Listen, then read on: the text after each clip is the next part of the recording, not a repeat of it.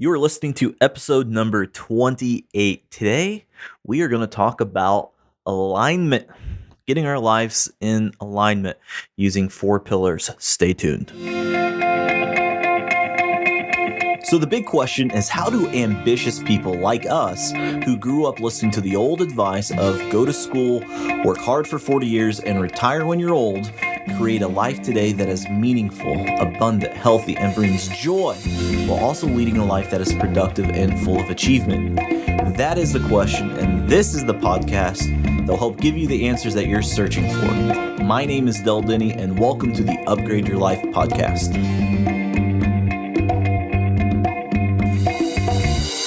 Welcome to the Upgrade Your Life podcast. I have a special guest today. Her name is Tess Vergara. Little background on Tess. Tess awakens minds worldwide through her unique soul-powered leadership training and coaching programs. As a former financial controller and director of finance, her specialty is in guiding leaders, executives, and change makers come to a place of balance and reconciliation using the 4 pillars to wholeness. Tess is a master life coach, strategic interventionist, NLP practitioner, and an expert in higher awakening and self-enlightenment. Tess, welcome to the Upgrade Your Life podcast. Well, thank you so much for having me here. Well, I love your energy, Tess. I love your background here, but I know your background. Our listeners don't know your background. Tell us a little bit about Tess. Okay, so you mentioned that I'm a soul-powered executive coach. Well, we're in a crazy time right now, and I saw a meme today. It said you had 3 options: stay home, stay in hospital, or stay in a picture as a frame, as a memory.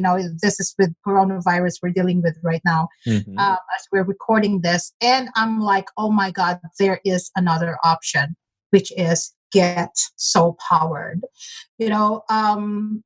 This is what it is about. It's about reconciling and balance and integration. We're forgetting that, we're so focused sometimes that we're on our physical reality, and then we get so fearful about what's going on in our life that we forget that there's much more aspects to us than just the physical body, than just the physical reality. We're a physical body, we're an emotional body, we're a mental body, and a spiritual body. And my work is about aligning all those 4 pillars. I call them the 4 pillars, so that we are functioning as a one pillar of light, unified in wholeness and oneness. So I believe this is what's missing nowadays. And it's really a transition from fear power to soul power. And I hope that makes sense. No, it absolutely does. So today's topic is alignment integration. And just like she said, as we record this, the coronavirus is going on. Everybody's quarantined. Everyone's stuck at home. A lot of craziness is going on. And as Tess and I were speaking earlier, this is a great time to really get things aligned that we need to get aligned. And so the topic of alignment integration, let's kind of go back to the start a little bit. What got you interested in this topic of soul-powered leadership? Yes, I came to a point in my career where I had everything. Got the kids, a husband, got several investment properties under my name, at the height of my career. But I felt so empty and lost and just pulling my hair out. I was just so unhappy, just so miserable.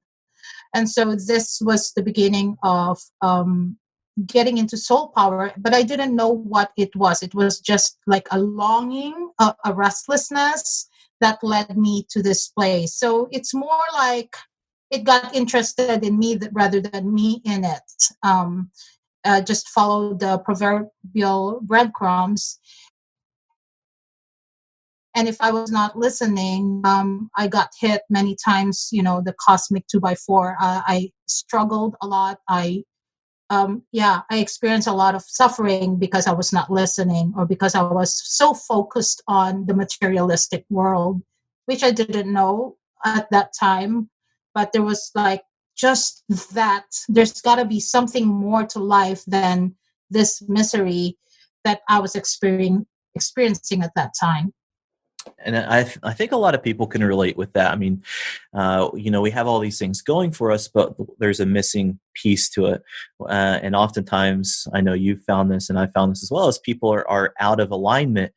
You think about a car that's going down the road, and your car's out of alignment. It's not going to get you where you need to go. And a lot of people don't realize that our lives can tend to get out of alignment. Can you speak Right? on a little bit about, like, why is alignment even important in our lives?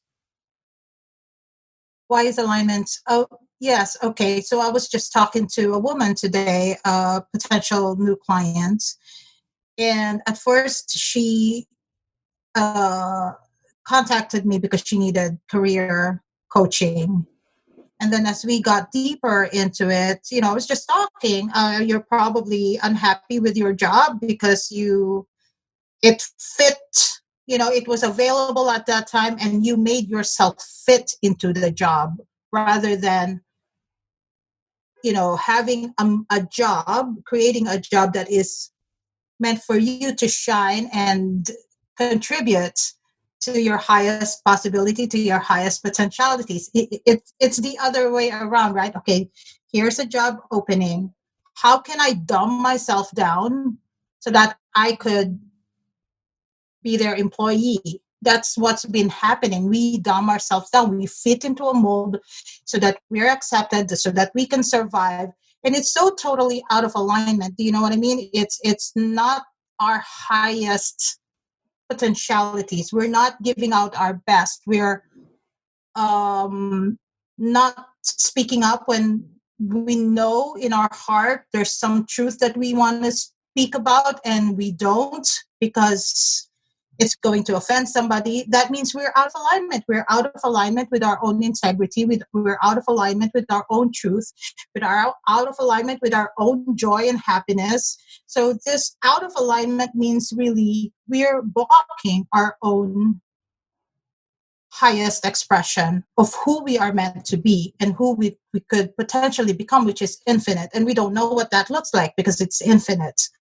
But what's happening is we are out of alignment because we get dictated, we get programmed, we get conditioned to be, to act a certain way that we were taught to be. And it's time to break out of that. So when we're out of alignment, you've identified there's four areas of alignment, four pillars of wholeness, I believe you say. Yeah. Can you speak on those? Physical, emotional, mental, spiritual. You talked about a little Oh, bit, but totally. where do we go from here? Where do we go from here? So we are physical, emotional, mental, and spiritual beings. So we're not just a physical body. And we're not just an emotional body too. We're not just heart. We want to love, we want to serve, but then there's also our mind that sometimes gets in the way. So imagine with me four boxes, if you will. There's a physical box. There's a emotional box, right? And the mental box and the spiritual box. When they're out of alignment, when they're all over the place, when they're not talking to each other,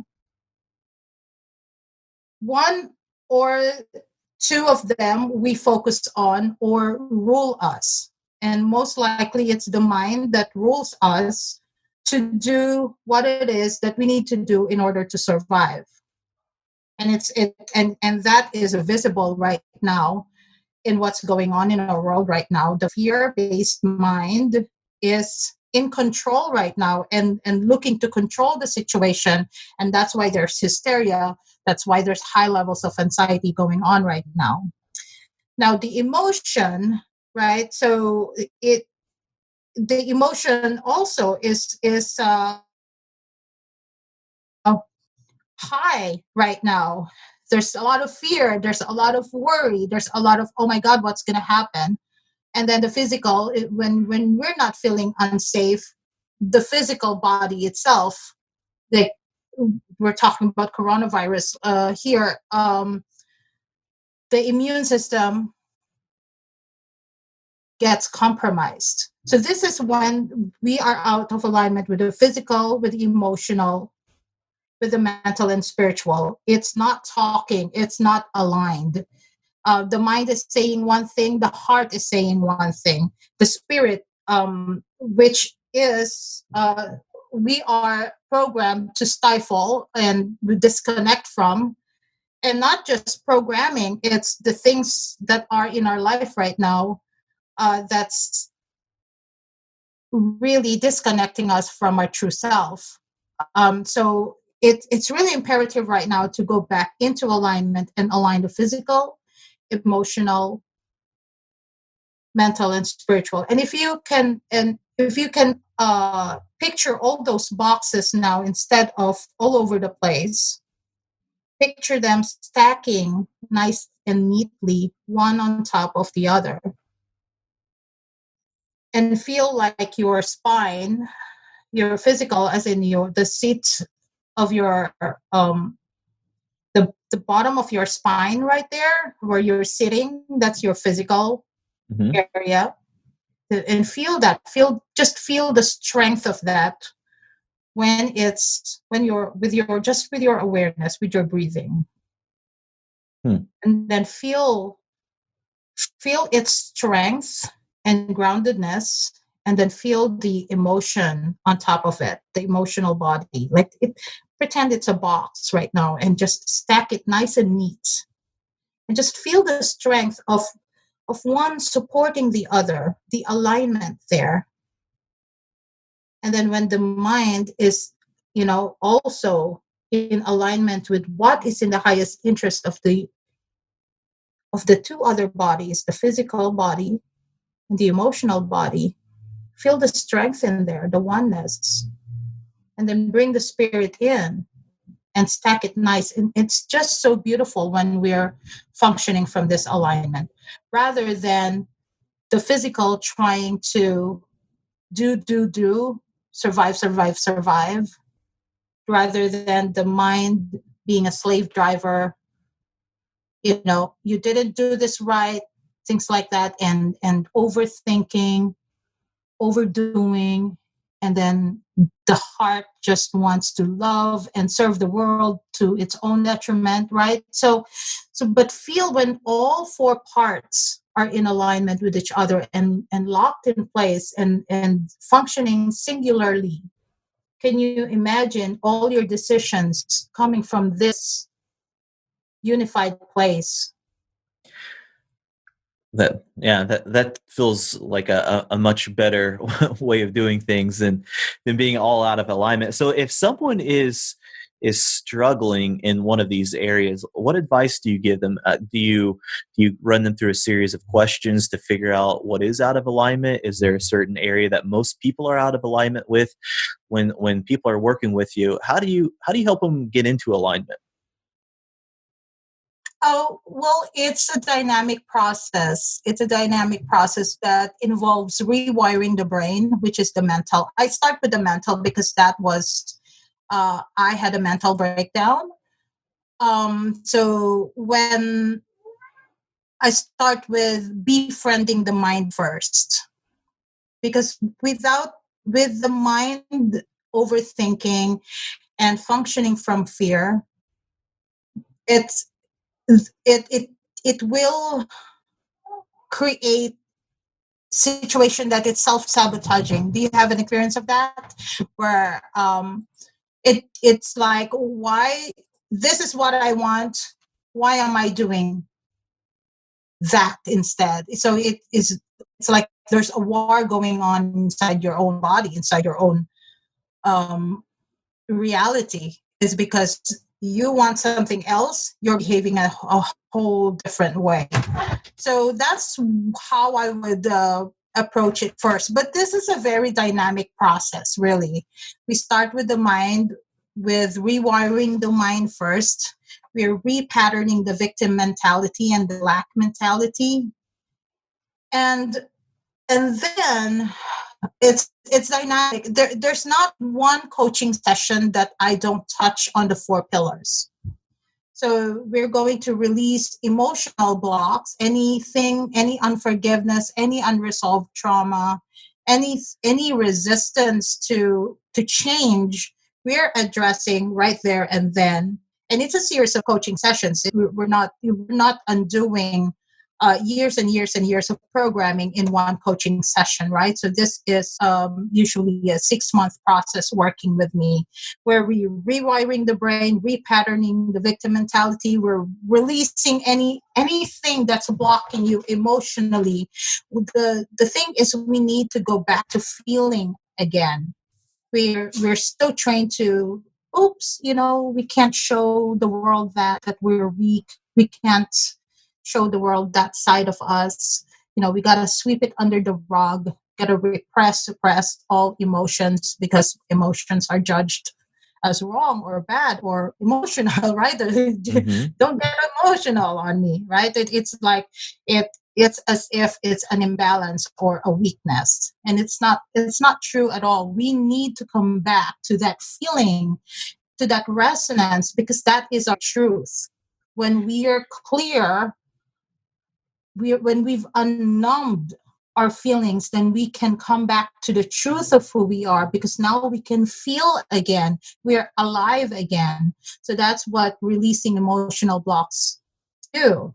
And then we can recondition physiological and automatic habitual patterns. And what I mean by that is, how, let's just say, I don't know if you're a fan of Tony Robbins, I am. I'm a but big people fan. who you are. I Okay, am. so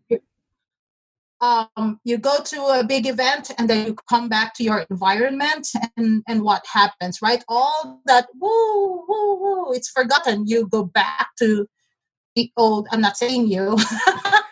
Just other but people. Yep. No, I'm guilty. I've been there to Tony Robbins events, and we're cheering and we're dancing, we're excited, we're motivated, and then you get back home and it's like, now what? now what, right? It's like, it's so easy to get lured back into the old habits, because it's become so automatic. And to lose all those people, to lose all their love and acceptance and blah blah blah, then what's going to happen to all that new learning? It goes down the drain. So part of that 4 pillars is reconditioning that the physiology, so that we become a new, well, it's more of a deprogramming, really, rather than a new way of being. It's coming back to our nature. It's what's happening, because all the others from birth until your awakening is really just a conditioned or a false self. Does that make sense? Yeah, I see where you're Up going with this. Yeah. until, yeah, up until the time you awaken, oh my God, there's so much more to me that I haven't expressed yet. That's a moment of awakening there, right there. And so those habitual patterns that you've memorized since birth, all those, if they're no longer supporting you, they gotta go. And that is so terrifying to a lot of people. I could definitely see that. So, something that I'm But kind of who are you going to be without those patterns? Who are you going to be without those identity, right? It, how do you rewire patterns? Because I understand a little bit about NLP, neuro linguistic programs. We get these patterns and processes in our mind. How do you, as a coach, when someone's coming to you, how do you repattern that? okay, so let's say you are my client. I offer in between sessions where you can text me, you can call me. And if I answer, you know what I mean. But usually when you're triggered into a behavior that you're trying to replace with a more empowering behavior, let's just say, and this is all fictitious, right? Mm-hmm. Let's just say you're about to scream at your child. You're losing it, you're tired, blah blah blah, but that's the last thing that you want. Instead of actually screaming at your child, you text me. Hmm. And that's what, one, you already chose a different response. Two, you're getting new ways of handling the situation instead of going back to reflexive patterns. Mm. So that's how you really break it down and break apart with the awareness of it, and then the choice, and then the practice of doing it again and again until it becomes a new you, pretty much. Does that make sense? Yeah, But that's how I do it with my clients. I see that. I like that pattern. Go ahead. Yeah. And so now, of course, the fourth pillar is really reigniting your true self. And again, I mentioned the false self, which is from birth to the time of your awakening. It's not that when I had this moment when I woke up, it's like, well, then who is this person that's pretending to be me? If I am this needy, jealous person that I was repressing, I didn't know I was needy and jealous and all that.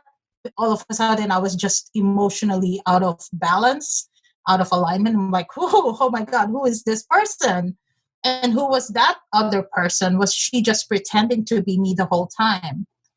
Right? So it's not that you've been lying to yourself or you've been faking it the whole time. It's just you haven't met your whole self. That is just one aspect of you. I operate from a no parts left behind philosophy where all parts and aspects and dimension of us are honored and allowed to have a say, have a word, have an expression as you. Does that make sense? Yeah, it does. So what type of expressions would you recommend? What's that thought process there? The thought process there. One is that we have all this dormant side to us that we don't show to the world because we don't want to be judged, we don't want to be ostracized, we don't want to not land the job that we applied for, we don't want to lose the respect of the people that we are in command or in leadership of, right? So Mm-hmm. we usually disassociate with a part of us. Now, that part of us is not necessarily bad. Let's just say, um, is it okay if I use the B word? Go for it. Okay, so let's just say, um, I don't want to be looked at or referred to or be called a bitch, right? But that bitch has a place in life. That bitch, when it emotionally matures, when it spiritually matures, becomes this much power that you can count on. So that when we're in a situation like this, you know you will move mountains to make the best of life. No matter what's happening in the outside world, you know you have your own power. Does that make sense? It's not a bitch anymore. It spiritually matures, it emotionally matures.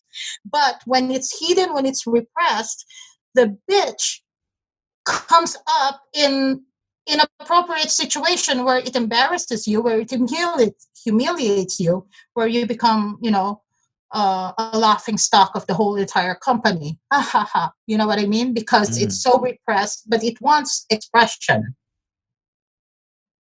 got it. Got it. And when we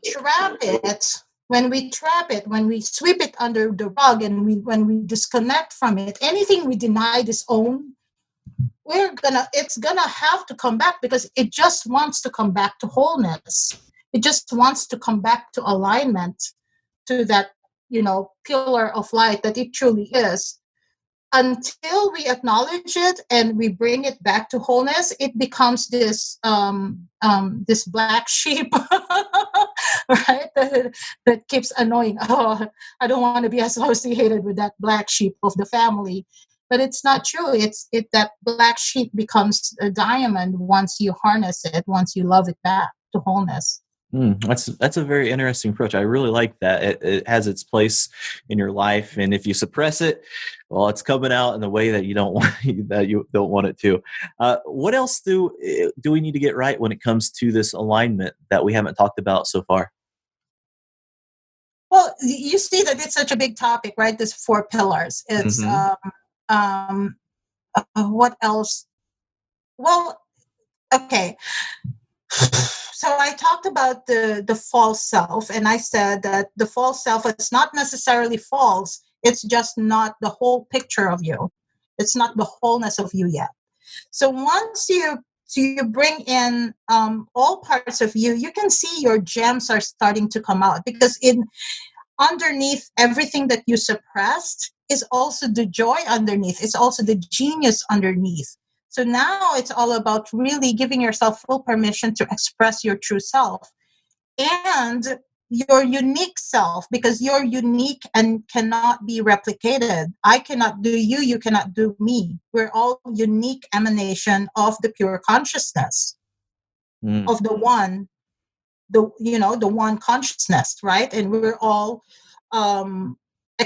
we're all physical manifestations of that, whatever you want to call it, higher power, God, the universe. We're all unique emanation of that source consciousness. Mm.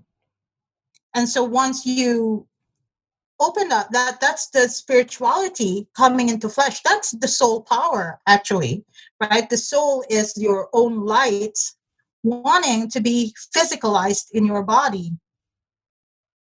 So that is your true self-expression. And once you give that full permission to bloom and expand, it really is whatever you want to do. It's infinite. It's what happens is we're so comfortable with being who we thought we are. We hang on to it, we defend it, but in essence, we're limiting our true capacity, our infinite beingness.